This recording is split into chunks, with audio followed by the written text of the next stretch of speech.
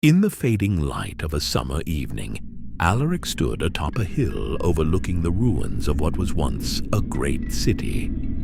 His eyes, weary from witnessing millennia of human history, scanned the desolate landscape.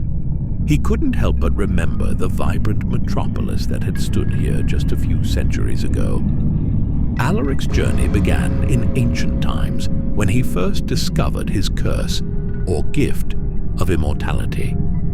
At first, it seemed like a blessing. He reveled in the opportunity to learn, to experience, to love without the looming shadow of death. But as decades turned to centuries, the true nature of his condition revealed itself. He watched helplessly as his first wife, Ilara, withered away, her once vibrant eyes dimming with each passing year. Their children, whom he had sworn to protect, grew old and frail while he remained unchanged. Friends became distant memories, their names etched in stone, while Alaric walked on, forever young.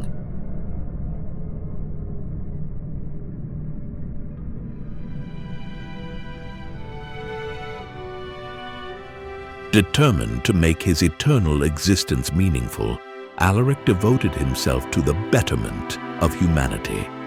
He whispered in the ears of kings and philosophers, hoping to guide civilization towards peace and prosperity.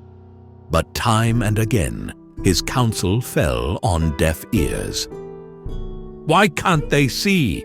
he would cry out in frustration, watching as nations marched towards self-destruction.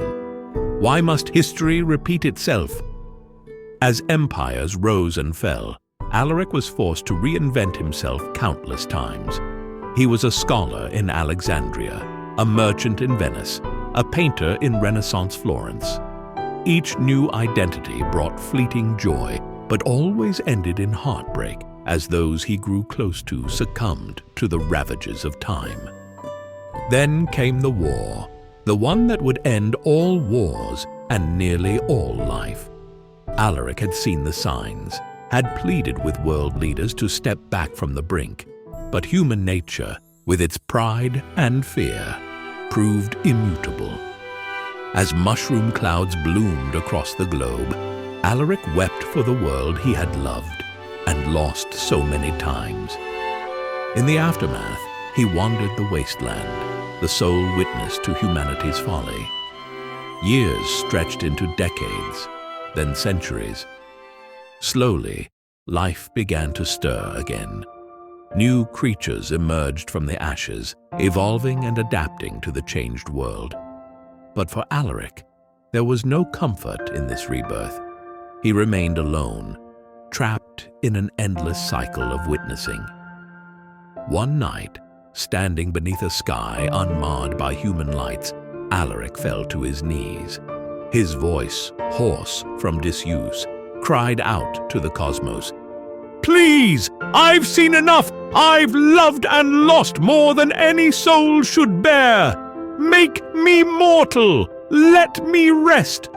But the stars remained silent, indifferent to his plea.